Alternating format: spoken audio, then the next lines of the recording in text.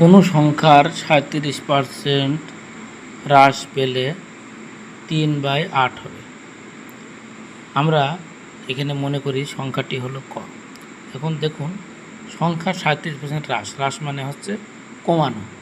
তাহলে সংখ্যা যদি আমরা ক ধরেছি, ক থেকে বিয়োগ দিয়েছি হ্রাস, এই ক এর 37% সমান এখানে আমাদের 8/3 এখানে দেখুন ক এর 37% মানে 37 100 হয়েছে পার্সেন্টের কারণে।